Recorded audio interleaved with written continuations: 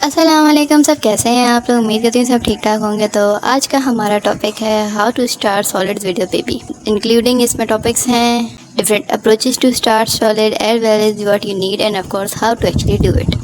So it's not preferred कि आप 4 month से पहले बेबी को सॉलिड फूड स्टार्ट करें, क्योंकि मिल्क फीड जो होता है एक बेबी के लिए बेस्ट न्यूट्रिशनल सोर्स होता है बिफोर 12 मंथ्स। मतलब सॉलिड्स हम 6 मंथ से स्टार्ट कर देते हैं, पर 12 महीने से पहले न्यूट्रिशंस जो वैल्यूज़ होती हैं सारी बेबी को उसके मिल्क फीड से ही मिलती हैं। If your baby is not receiving mother's feed, so infant formula milk is the only other option you can give to your baby under 12 months of age.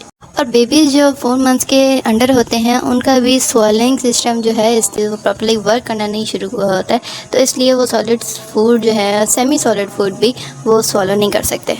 और in case अगर वो swallow कर भी रहे हैं तो उनका डाइजेस्टिव सिस्टम अभी इतना मेच्योर नहीं है कि वो सेमी सॉलिड या सॉलिड फूड डाइजेस्ट कर सके। और स्टडी से ये भी पता लगा है कि अगर आप 4 मंथ से पहले बेबी को सॉलिड स्टार्ट कर देते हैं तो it's a high risk for babies to catch allergies. The American Academy of Pediatrics and the World Health Organization recommends waiting until your baby is around 6 month of age, showing signs of readiness before introducing solids। अब बात कर लेते हैं science की, जो आपका baby show करेगा जब वो सॉलिड स्टार्ट करने के करीब होगा। तो वो हैं, आपका बेबी सपोर्ट के साथ बैठना शुरू कर देगा, अपने हेड को अपने ओन पे वो सपोर्ट दे सकेगा मील टाइम के ड्यूरेशन में।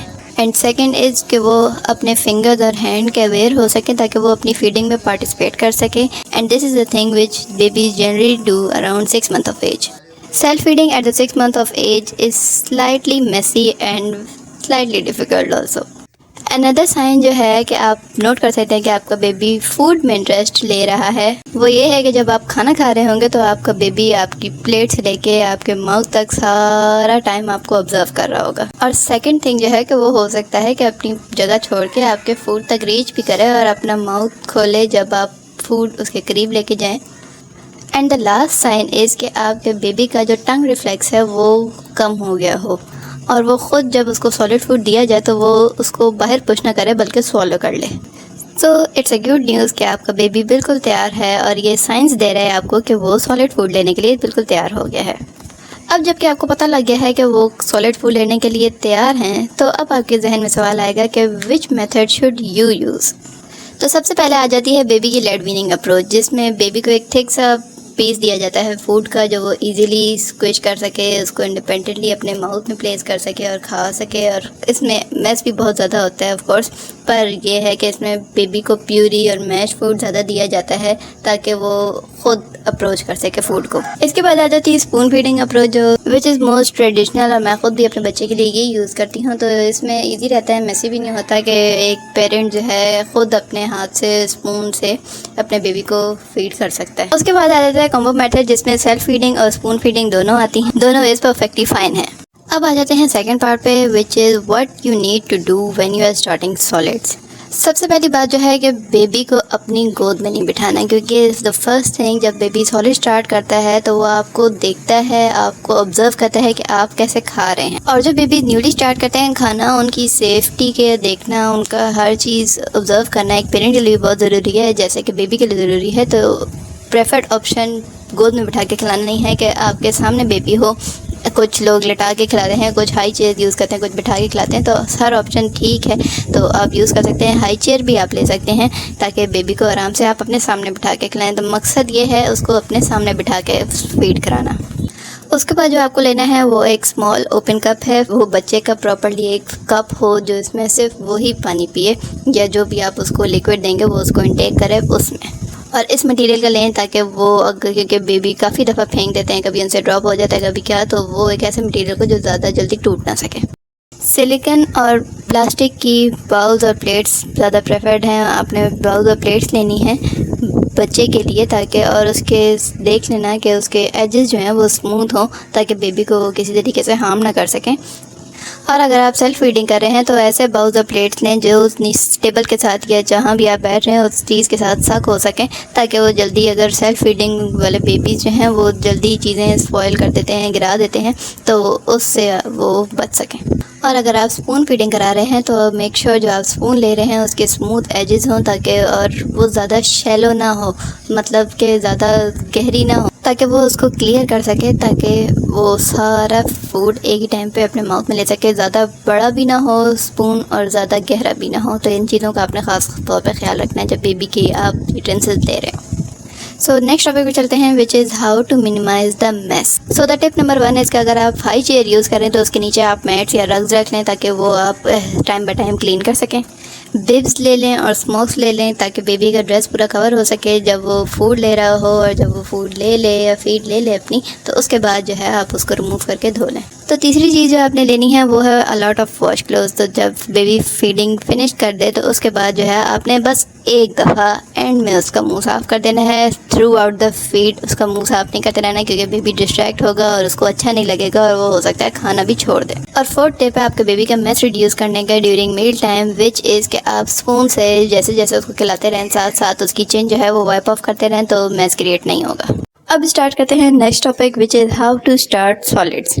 तो अब आपका बेबी भी रेडी है, आपके पास सब कुछ है जो आपको फीडिंग के लिए बेबी की चाहिए था। तो अब कैसे सॉलिड फूड इंट्रोड्यूस कराएं अपने बेबी को। सो डॉक्टर्स प्रेफर कि आप जब स्टार्ट कर रहे हैं सॉलिड तो एक दिन में एक टाइम उसको सॉलिड मील दें, और वो भी आप मिल्क से रिप्लेस ना करें। तो बच्चा 9 मंथ्स तक बहुत चिड़चिड़ा होता है अगर उसको भूख लगी और उसको फीडिंग मिल ना दिया जाए, बेशक वो मदर फीड हो या इन्फेंट फार्मूला, तो जो भी है, पर उसके फीडिंग टाइम पे उसको मिल्क दिया जाए। और उसके अलावा आप एक टाइम सेलेक्ट कर लें, कोई दिन में एक टाइम, जिसमें आप उसको फीडिंग मिल्क के अलावा खाना भी दें। In the afternoon it's not preferred कि बेबी को सॉलिड फूड दिया जाए, क्योंकि वो डाइजेस्ट नहीं होता, ये डॉक्टर कहते हैं। तो इसलिए डॉक्टर रिकमेंड कि आप बेबी को सॉलिड फूड मॉर्निंग में या फिर मिड डे में दे दें। बेबी की सारी डिस्ट्रैक्शंस उस टाइम पे आपने बंद करनी होती हैं, टीवी, डिवाइसेस या और भी कोई अगर पीपल आगे पीछे हैं जो उसको डिस्ट्रैक्ट कर रहे हैं, उसके साथ खेल रहे हैं, तो ज़्यादातर कोशिश करें कि वो साथ ना हो, ताकि बेबी अपने फूड पे कंसंट्रेट कर सके और वो अपने मील टाइम को एंजॉय कर सके। और जैसे कि मैंने अपनी पिछली वीडियो में बताया कि आपको 1 टीस्पून से स्टार्ट करना, या टीस्पून या फिर 1 पीस ऑफ फूड, और फिर वो इंक्रीज़ होता है। बेबी की जितनी नीड होती है उस हिसाब से आप उसको इंक्रीज़ करते जाते हैं। और काफ़ी लोग जो है वो बहुत परेशान होते हैं कि हमारा बच्चा सही से खा नहीं रहा है या बहुत कम खा रहा है, तो उनकी हंगर और जो फीलिंग्स ऑफ है ना फुलनेस, वो बेबी के मिल्क से पूरी हो जाती हैं टिल 12 मंथ्स। उसको सॉलिड फूड की इस तरह ज़रूरत नहीं होती। न्यूट्रिशन आप कहें कि उसको वो कमज़ोर हो जाएगा या वो हेल्दी नहीं होगा, तो इस तरह की कोई बात नहीं होती। तो इस बात से परेशान होना छोड़ दें, और बेबी का जो सारा न्यूट्रिशन सोर्स है वो 12 मंथ तक सिर्फ फीडिंग में से ही पूरा होता है। पर इसको सॉलिड इंट्रोड्यूस कराना इसलिए ज़रूरी है 6 मंथ से, ताकि उनको अवेयरनेस हो कि सॉलिड फूड कैसे लिया जाता है। पर उनको फोर्सली खिलाना और सारा कुछ, ये सारी जो है बातें, ये बहुत बेबी पे बुरा इम्पैक्ट डाल सकती हैं कि हो सकता है वो फ्यूचर में खाना ही छोड़ दें। एज अ पेरेंट आपकी रिस्पॉन्सिबिलिटी है कि कब देना है, कैसे देना है और कितना देना है। और बेबी की रिस्पॉन्सिबिलिटी है कि वो फूड कब खाता है, कितना खाता है और खाता भी है या नहीं। ये बहुत ज़रूरी बात है कि अपने जहन में रखनी कि लर्निंग इज़ द की, कि अगर आपका बच्चा फ्यूचर में हेल्दी है तो उसकी लर्निंग प्रोसेस बहुत स्लोली और बहुत अच्छे से होनी चाहिए।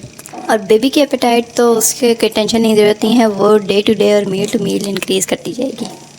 जब तक आपका बेबी डेवलप कर रहा है और ग्रो कर रहा है, it's highly likely what they are eating, but आपने मेक श्योर करना है कि बस वो बहुत ज़्यादा हेल्दी के चक्कर में नहीं पड़ना। इसके बाद मैं आपके लिए वीडियो बनाऊंगी कि 7 मस्ट नोन टिप्स के आपको बेबी के डेवलपमेंट के लिए और फूड लविंग के लिए हेल्पफुल रहेंगी। आज की वीडियो देखने के लिए बहुत शुक्रिया। मैं आपसे मिलूंगी नेक्स्ट वीडियो में। तब तक के लिए इसको शेयर कीजिए, पेरेंटिंग टिप्स को और ट्रिक्स को अपनी फैमिली के साथ और न्यू मॉम्स के साथ। तब तक के लिए अल्लाह हाफिज़।